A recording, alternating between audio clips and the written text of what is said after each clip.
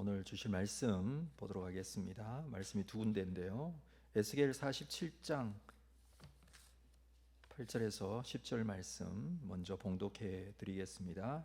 에스겔 47장 8절에서 10절 봉독해 드립니다. 그가 내게 이르시되 이 물이 동쪽으로 향하여 흘러 아라바로 내려가서 바다에 이르리니 이 흘러내리는 물로 그 바다의 물이 되살아나리라. 이 강물이 이르는 곳마다 번성하는 모든 생물이 살고 또 고기가 심히 많으리니 이 물이 흘러들어 감으로 바닷물이 되살아나겠고 이 강이 흐르는 각처의 모든 것이 살 것이며 또 이 강에서 어부가 설 것이니 엔게디에서부터 에네글라임까지 그물 치는 곳이 될 것이라. 그 고기가 각기 종류를 따라 큰 바다의 고기같이 심히 많으려니와.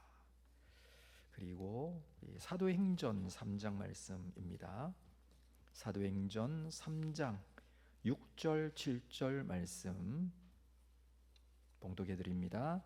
베드로가 이르되 은과 금은 내게 없거니와 내게 있는 이것을 내게 주노니 나사렛 예수 그리스도의 이름으로 일어나 걸으라 하고 오른손을 잡아 일으키니 발과 발목이 곧 힘을 얻고.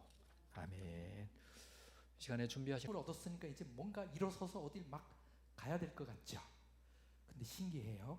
제목은 발과 발목에 곧 힘을 얻고인데 성경은 에스겔서하고 어디를 읽었어요? 사도행전. 아니 도대체 에스겔서와 사도행전을 어떻게 서로 연관성이 있길래 이 두 본문을 같이 했을까 궁금하실 거예요. 자, 이게 늘 긴장돼요. 제가 요거를 탁 누르면 얘가 넘어가야 돼요. 실제 연습도 없이 바로 실전입니다. 자, 제가 눌러보겠습니다. 자, 넘어가는지? 어머나, 넘어가네요. 자, 이게 질문입니다. 성경에 성전이 몇 개 나올까요? 여러분, 성전 몇 개 나올까요? 오, 일단 하나는 아니니까 질문하는 거예요. 그렇죠? 일단 솔로몬이 성전을 지었죠. 그랬다가 파괴가 돼가지고 바벨론에서 파괴가 돼서 포로 들어서 다시 지었잖아요. 그럼 벌써 두 개 나왔죠. 그런 다음에 헤롯 대왕이 또 성전 지은 걸 예수님이 막 방문하고 그랬잖아요. 아니, 제가 지금 설명하면서 답을 자꾸 이야기를 해드리는 것 같아요. 자, 성경에 성전이 몇 번 나올까? 자, 1, 1개, 2, 2개, 3, 3개, 4, 4개. 아이고, 순진하시게 아까 제가 설명할 때 3개 나왔으니까 3개. 네, 정답은 자 한번 보셔요. 짠. 첫 번째 1개에서는 아까 솔로몬 성전 지었잖아요. 근데요, 두 번째 성전이 하나 더 있습니다. 에스겔이 환상 속에서 본 성전. 그리고 세 번째는 스룹바벨, 에스라, 니에미야가 와서 지었던, 그래서 여기서부터를 제2성전이라 그래요. 솔로몬이 지은 거는 제1성전이라고 하고. 어렵지 않죠? 그런 다음에 헤롯 대왕이 성전 지었고요. 그래서 성경에 성전 하고 이름을 붙여서 성경에 묘사된 거는 그럼 몇 개 나온다? 4개. 잘했습니다. 근데요, 솔로몬 성전은 966년 기원전 966년경에 지은 걸로 대부분의 보수적인 관점에서 학자들은 추정하고 있어요. 출애굽 후 480년이어야 하니까. 자, 솔로몬 성전은 기원전 10세기 정에 지었습니다. 수르바벨 성전은 이거는 좀 더 구체적으로 연도를 확정 지을 수 있어요. 포로로 갔다가 돌아오고 등등 고레스 칙령과 이런 거를 통해서 기원전 516년에 제2성전을 지었습니다. 헤롯 성전도 기원전 20년경부터 지은 걸로. 왜? 우리 성경에 보면 예수님이 이거 헐어라, 내가 3일 만에 지었겠다 그랬더니 사람들이 이 성전을 46년 동안 짓고 있었는데 하면서 그런 반응이 나오잖아요. 이런 거를 추정하고 요세푸스의 기록을 종합해서 헤롯 성전은 기원전 20년경부터 지은 걸로 추정을 하고 있어요. 자, 그럼 에스겔 성전은 색깔이 좀 다르네요. 왜 빨간색으로 했냐면 에스겔 성전은 아까 어디에 나온다 그랬어요? 환상에 나오는 거예요. 직접 지어진 게 아니라 하나님께서 에스겔에게 특별히 준 환상 속에서, 근데 너무나 선명하게 그 환상을 주셔서 에스겔이 그거를 쫙 기록해 놓은 거예요. 자, 근데요, 에스겔이 그 환상을 본 날이 있을 거 아니에요. 성경에 그 날짜가 정해져 기록이 되어 있어요. 자, 기원전 몇 년이라고 되어 있어요? 573년 며칠? 1월 10일. 근데 요 1월은 유대력으로 1월이에요. 우리가 쓰고 있는 요즘의 달력으로 하면 약 3월 혹은 4월 즈음이에요. 자, 여러분, 어떻게 그러면 그렇게 날짜까지 아느냐? 에스겔 40장 1절에 이렇게 기록되어 있습니다. 우리 같이 한번 읽어보죠. 시작. 우리가 사로잡힌 지 25째 해에 성이 함락된 후 14째 해 첫째 달 10째 날에, 여기 첫째 달 10째 날이라고 나오잖아요. 그래서 1월 10일이에요. 그러면 저 연도를 측정하려면 사로잡힌 연도를 알면 되겠네요. 에스겔이 포로로 잡혀간 거는 3번 동안 포로로 잡혀가는 그 중에 2번째 포로 때 잡혀갔어요. 그래서 기원전 597년입니다. 근데 포로로 된 후 몇째 해라고 그랬어요? 25째 해니까 25째 해니까 만으로 치면은 저기서 몇 년을 빼면 될까요? 24년을 빼면 돼요. 그래서 마이너스 24 빨리 계산해 보세요. 그럼 몇 년 나오나? 그러면 기원전 573년이 나와요. 근데 이거를 두 개로 해서 서로 비교하면서 더 특정할 수 있는 힌트를 하나 또 줬어요. 예루살렘 성이 함락된 후 14째 해래요. 예루살렘 성은 바벨론에 의해서 기원전 586년에 함락됐어요. 그럼 14째 해니까 저기서 몇 년을 빼면 될까요? 13년. 그래서 뺐어. 그랬더니 몇 년이 나와요? 기원전 573년. 그래서 기원전 573년에 첫째 달 열흘째, 그러니 기원전 573년 1월 10일에 뭘 봤어요? 성전에 대한 환상을 봤어요. 누가? 에스겔이. 이야, 이렇게 접근하고 보니까 에스겔의 환상이 그 속에서 보인 성전이 직접 지어진 성전은 아니지만 뭔가 역사적인 맥락 속에서 하나님께서 에스겔에게 환상 속으로 뭔가 분명한 의도가 있으셔서 보여주신 것 같아요. 자, 저렇게 환상을 봤는데 짠! 짠! 짠! 에스겔이 환상 속에서 본 성전을 지금 지어가는 거예요. 자, 우와, 오케이.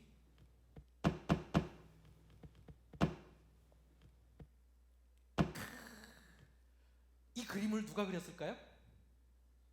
제가 그린 건 아니에요. 제 아내가 그려줬습니다. 잘했죠? 소리까지 집어넣어서 척척척. 네. 와, 아주 멋있습니다. 에스겔은 저렇게 성경에 기록되어 있는 그 환상을 우리가 그 기록을 보고 어떻게 생겼을까를 추정할 수 있을 만큼 그 환상을 아주 구체적으로 묘사했어요. 저렇게 에스겔이 본 환상 속에 있는 성전을 그림으로 표현을 했는데 이게요 굉장히 커요. 성경에 보니까 무려 500척이래요. 그 규모가. 한 척이 얼마일까요? 낯선 단어잖아요. 그렇죠? 한 척, 두 척. 그렇죠? 신기하죠? 성경에 구약에 일반적으로 사용되는 길이 단위는 왜 노아 방주도 그렇고 솔로몬 성전도 그렇고 전부 다 뭐였어요? 그렇지, 규빗. 여기 팔꿈치 끝에서 손가락 끝까지 규빗. 규빗이 대부분 사용되는 단위인데 에스겔서만큼은 한국말로 척, 척이라고 번역했어요. 신기하죠? 히브리어는 사실 규빗과 똑같은 단어예요. 근데 에스겔서만큼은 에스겔서 자체 내에 설명이 있어요.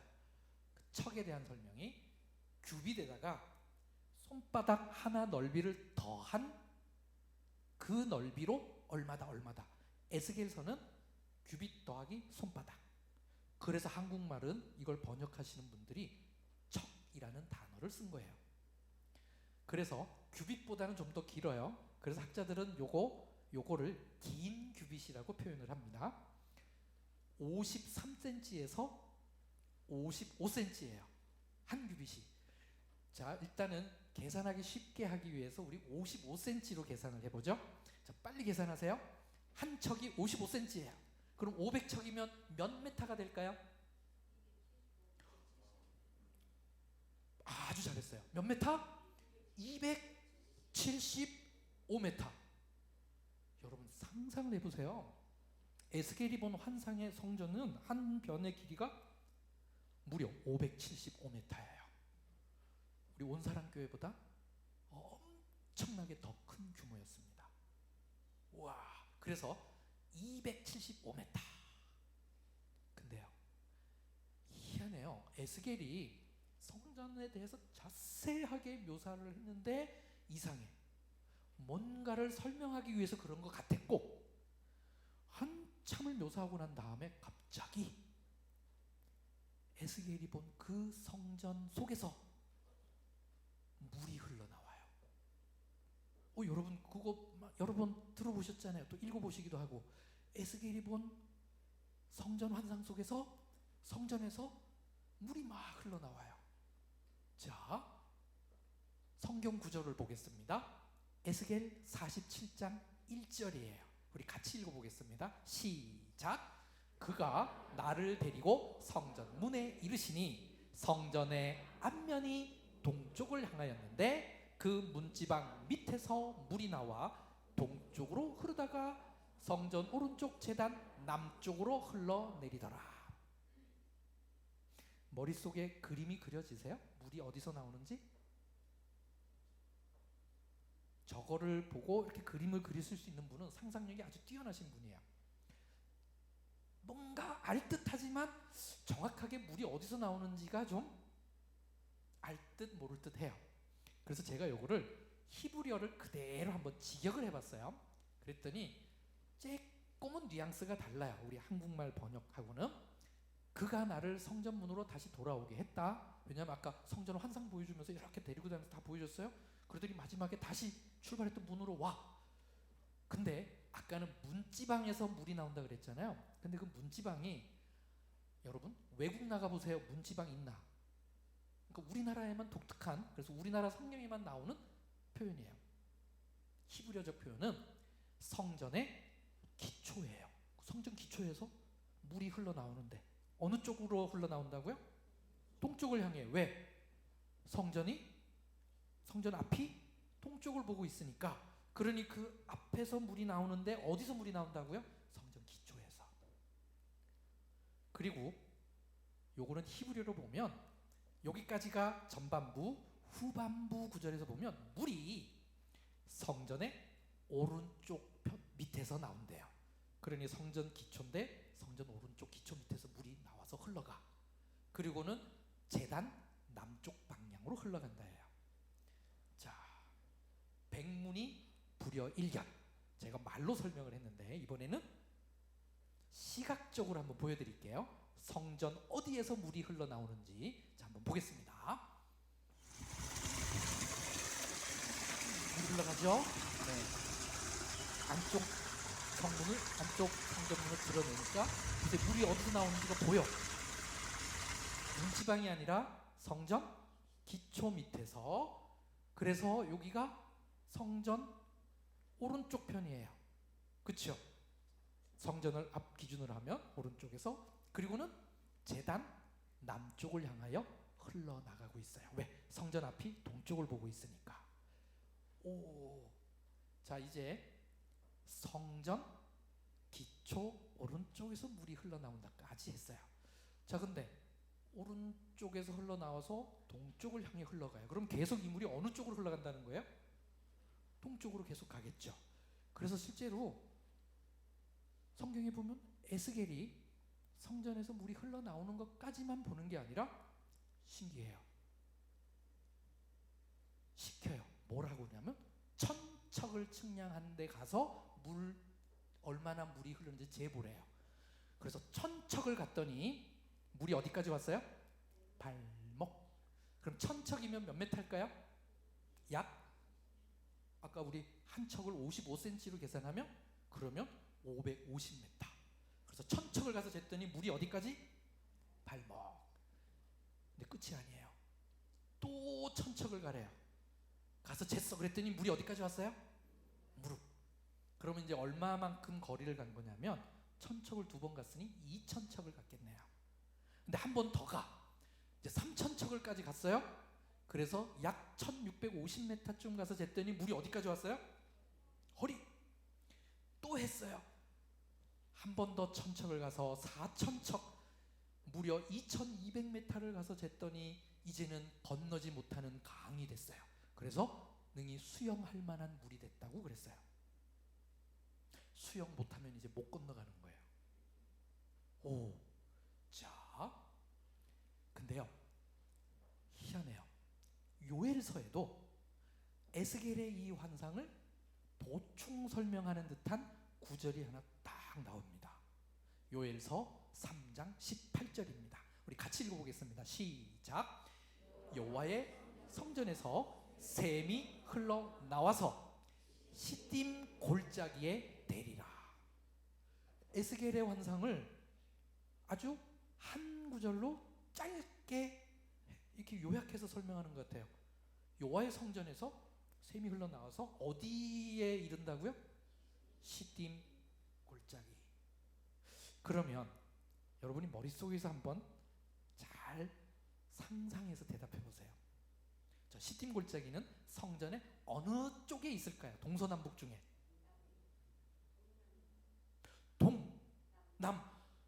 굉장히 상상력이 좋으셔요. 동쪽으로 가서 그 다음에 아까 성전 제단 남쪽을 향해서 갔다 그랬잖아요. 근데 결국 그래도 방향은 동쪽으로 갔어.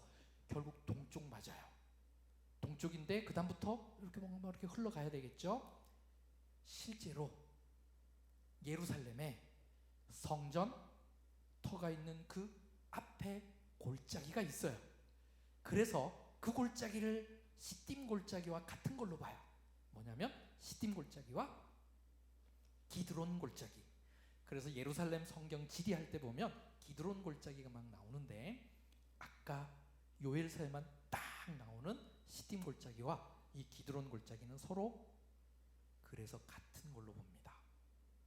자, 그러면 여러분, 우리는 구글 어스라는 게 있어요.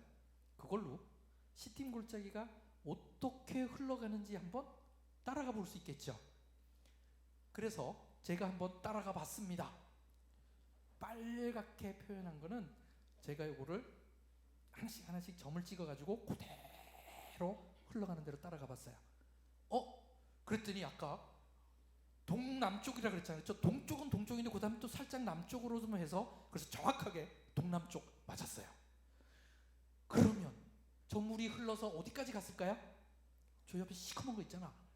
짜잔, 저게 뭘까요? 여러분, 사해로 흘러갑니다. 기가 막히죠? 희한해요. 그러면 성경 구절에 오늘 아까 우리가 읽었던 건데 같이 읽어보겠습니다. 시작. 이 물이 동쪽으로 향하여 흘러 아라바로 내려가서 바다에 이르르니 이 흘러내리는 물로 그 바다의 물이 되살아 나리라. 여기서 말하는 바다는 어딜까요? 그렇습니다. 그러면 저거를 사해라는 단어로 바꿔서 읽으면 그대로예요. 사해에 이르르니 이 흘러내리는 물로 그 사해의 물이 되살아 나리라. 세상에, 에스겔의 환상 속에 성전에서 물이 흘러나온대요. 그런데 결국은 이 물이 흘러서 지리적으로 이렇게 보니까 어디까지 흘러가요? 사해까지. 근데 성경에는 사해라고 표현은 안 됐지만 그게 그냥 바다라 그랬는데 결국 결국 지리적으로 보니까 그게 뭐였어요? 사해. 그러면서 그 물이 어떻게 된다고요? 되살아난대요. 그래서 9절에 보니까 세상에, 같이 읽겠습니다. 시작. 이 강물이 흐르는 곳마다 번성하는 모든 생물이 살고 또 고기가 심히 많으리니. 헐, 어디에 고기가 생긴다고요? 사해.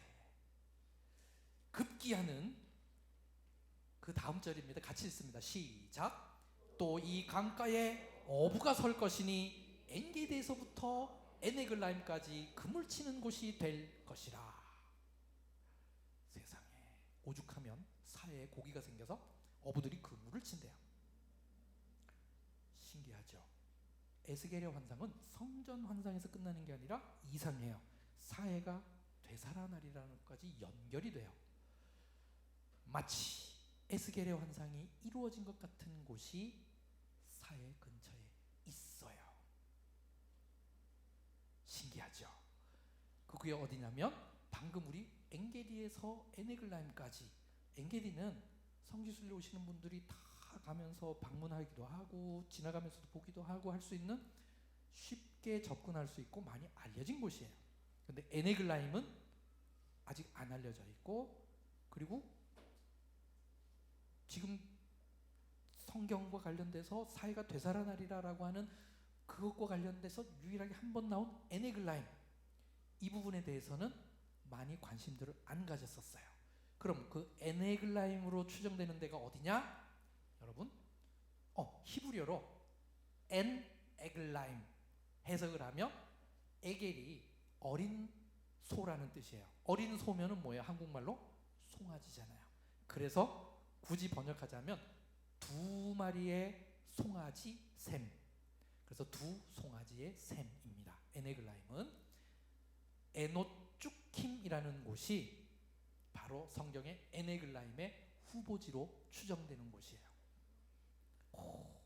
에노쭈킴 혹은 에노쭈킴 이렇게 표현을 해도 되고요. 이건 한국말 음력이니까. 여러분, 그러면 우리 어디를 가봐야 될까요? 지금 에노쭈킴을 가봐야죠. 여러분 보이세요? 저기 어디예요? 온사람교회 지붕이에요. 지금부터 25초 만에 사해 옆에 있는 에노쭈킴까지 갈 거예요. 가만 앉아 계시면 되는데, 근데 정신 바짝 차리면서 보셔야 돼요. 25초 만에 가니까 굉장히 빨리 갑니다. 자, 이제 25초 만에 에노쭈킴으로 이동하겠습니다. 자, 한강이 보이고, 네, 우리나라를 벗어났습니다. 그리고 어이구, 중국 땅을 넘어 중동에 왔고요. 사해가 막 보이고 있고, 사해 옆으로 짜자자자자자자잔, 저기가 에노쭈킴이라는 곳입니다. 여러분, 25초 만에 에노쭈킴까지 갔어요. 자, 여기 가면 이게 입구입니다.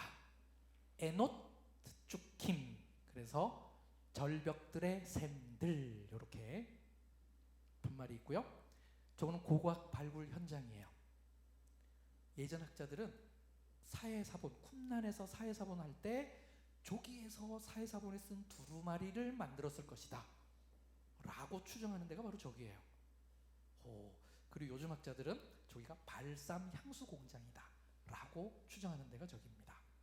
자, 그러면 조금 전에 우리 성경 읽을 때 에스겔의 환상 속에 보니까 성전에서 흘러나오는 물이 사해까지 흘러내려가서 고기를, 사해를 되살리게 해서 거기에 물고기도 생긴다고 그랬잖아요.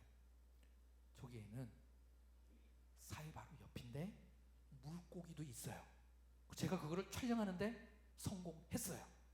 자, 이제부터 직접 거기까지 한번 들어가 보겠습니다. 화면을 잘 봐주세요.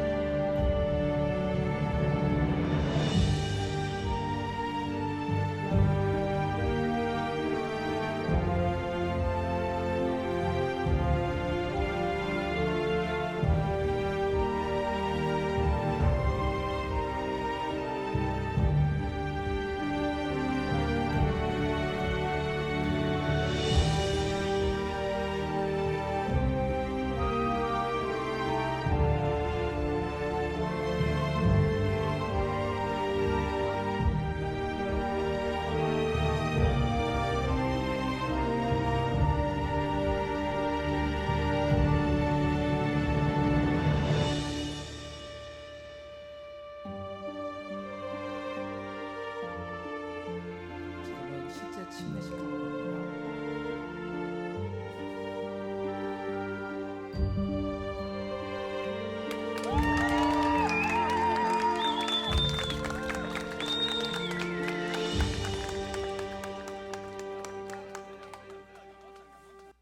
네, 우리 여기 서 있는 것 중에 여러분 보시는 걸 제일 오른쪽에 있으신 분, 기타 치라고 표시를 저분이 아라드의 목사님이시고, 그래서 여러분 회복이라는 영화에 보면 집 앞에서 막 대모하고 그러잖아요. 그 목사님이고요. 그 다음에 그 뒤쪽에 흰 머리 있으신 목사님은 부엘세바에 있는 메시아닉주 교회 담임 목사님이시고요. 그리고 거기 앞에 있는 거는 지금 부엘세바에서 사역하고 계시는 선교사님. 그래서 지금 같이 함께 활동을 하고 있고요. 그래서 그 목사님의 아들들이 저기에서 세례를 받았어요. 왜? 요단강 세례터가 지금 수리하느라고 문을 닫았어요. 가보면 지금 정말 거기 다 드러내고 뭘 공사하고 있어요. 그럼 거기서 못하니까 제가 여기서 하면 어떨까? 정말 의미 있는 곳이잖아요. 그래서 저기에 국립공원의 허락을 받고 저기에서 직접 저렇게 침례식을 했던 겁니다. 우와, 여러분 보셨어요? 물고기도 보고, 그쵸? 진짜로 사해에 해수면이 막 낮아지면서 저런 민물 호수들이 막 생기고요. 거기에 저렇게 물고기, 아까 보였던 그 물고기가요, 여러분 성지순례 오셨을 때 드셨을 거야. 베드로 물고기예요. 신기하게 저기서 베드로 물고기가 살아요. 자생 물고기예요. 너무너무 신기한 현상을 보았고, 그리고 아까 물고기 있고 막 이렇게 넓은 호수 있었던 데는 비공개 지역입니다. 그냥 막 갈 수 있는 데가 아니고 허락 받은 사람에게만 저기서 열쇠를 줘서 열고 들어갈 수 있는 데예요. 네, 저는 거기에 등록되어 있어서 저는 거기에서 열쇠를 받아서 같이 들어갈 수 있습니다. 다음에 한번 오시면 같이 들어가 봐요. 자, 성전에서 물이 어느 쪽으로 흘러갔어요? 동쪽으로. 그래서 시딤 골짜기, 즉 기드론 골짜기를 따라서 어디로 흘러갔어요? 사해. 그래서 엔게디에서 에네글란까지 그 물을 이렇게 뿌릴 만큼 어떻게 됐어요? 물고기가 많아지리라는, 이렇게 연결됩니다. 근데요, 아까 물이 동쪽으로 흘러갔는데 성경의 에스겔서에 동쪽으로 있는 아까 성전 모형에 보니까 안쪽 문, 바깥 문이 있는데 바깥 동쪽 문은 닫혀 있었어요. 요거 한번 같이 읽어보겠습니다. 시작. 이 문은 닫고 다시 열지 못할지니 아무도 들어오지 못할 것은 이스라엘 하나님 나 여호와가 그리로 들어왔음이라. 그러므로 닫아 둘지니라. 에스겔의 환상 속에 닫혀 있는 것 같은 이 문이 오늘날 예루살렘에 오면 예루살렘 성전터의 동쪽 문이 어떻게 돼 있냐? 닫혀 있어요. 일명 황금문이라는 것. 자, 닫혀 있는 황금문을 한번 보겠습니다.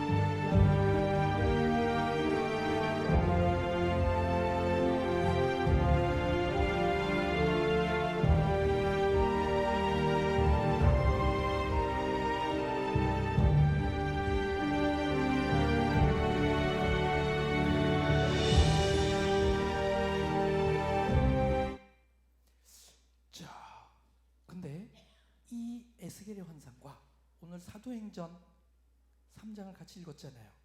도대체 어떻게 서로 연관이 있느냐? 미문의 안진뱅이를 오늘 치료해 주셨어요. 성경 사도행전 3장 2절에 보면 이거 같이 읽겠습니다. 시작. 나면서 못 걷게 된 이를 사람들이 메고 오니 이는 성전에 들어가는 사람들에게 구걸하기 위하여 날마다 미문이라는 성전 문에 두는 자라. 성전 미문에서 있었던 사건. 미문은 동쪽에 있는 이게 미문이거나 혹은 요게 미문이거나, 그래서 에스겔 환상으로 연결을 해서 보면 조개의 미문이거나 혹은 요게 미문이거나.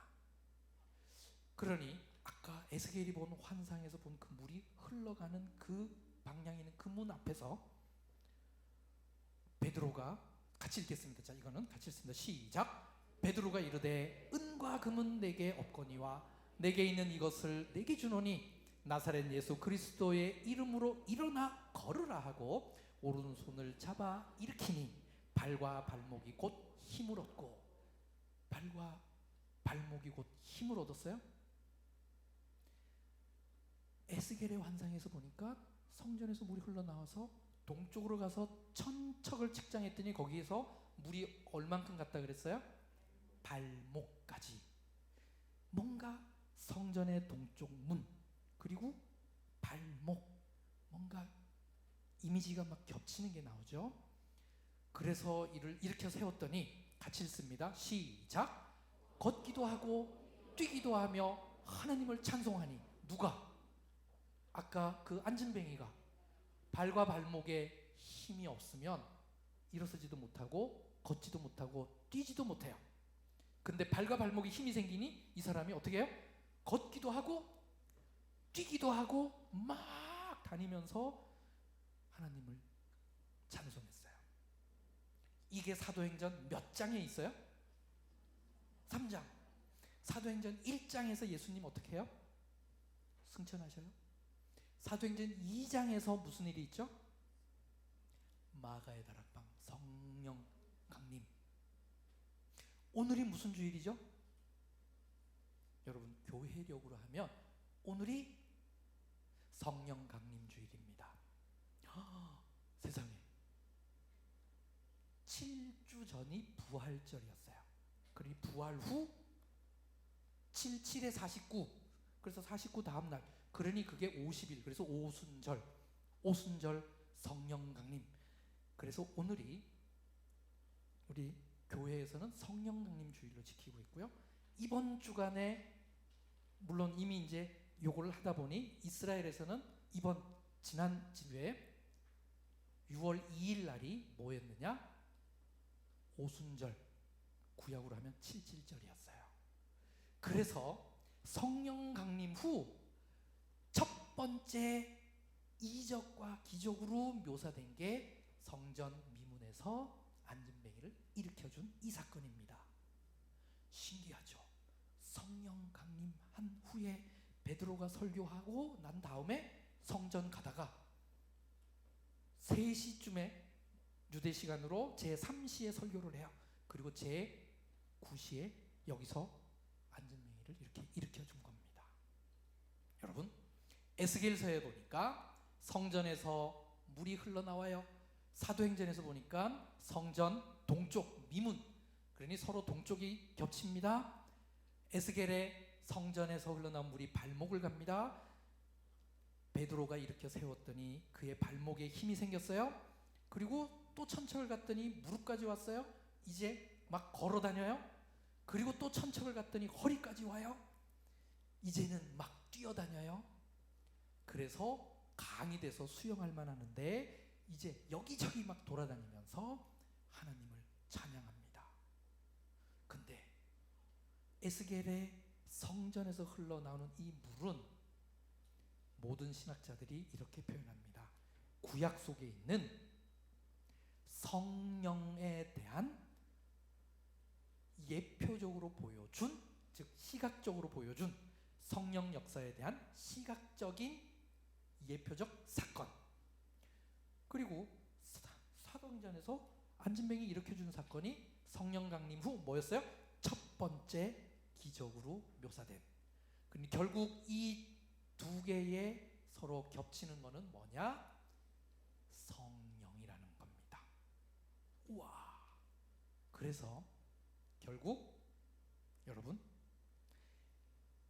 교회의 역사에서, 이건 모든 신학자들이 다 동의하는 내용이에요. 교회의 시작은 어디냐? 언제부터 교회가 시작됐을까요? 마가의 다락방에서 성령 강림한 그 시점부터를 교회의 역사의 시작이라고 표현합니다. 그러니 오늘 우리 성령 강림 주일에 교회의 원리, 교회가 어떻게 쓰는지 그 원리가 그대로 있는 것 같아요. 성령이 교회를 세우셨고 그 성령님에 의하여 우리 한 사람 한 사람이 발과 발목에 힘을 얻고 거기에서 또 말씀으로 교육받고 교회에서 하나씩 하나씩 성화의 단계로 성장하면서 걷고 무릎에 힘이 생기고 뛰고 허리에 힘이 생기고 그리고 온 천하를 다니면서 하나님의 증인이 될 수 있는 거죠. 그래서 오늘 오후 예배는 여러분 우리 청년부 주관으로 예배 진행된다고 저도 알고 있습니다. 우리 온사랑교회 청년들이 온사랑교회의 발과 발목이 되어 여러분들이 기초가 되어서 힘을 얻고 그래서 여러분들이 힘있게 받쳐주고 그러면서 그 위에 또 우리 장년부가 또 무릎에 힘을 얻고 이런 식으로 차곡차곡 성장해서 우리 온사랑교회가 성령님의 큰 인도하심으로 말미암아 온 열방을 향하여 하나님 나라를 크게 확장하는 그런 여러분 다 되시기를 주님의 이름으로 부탁드립니다. 기도하시겠습니다.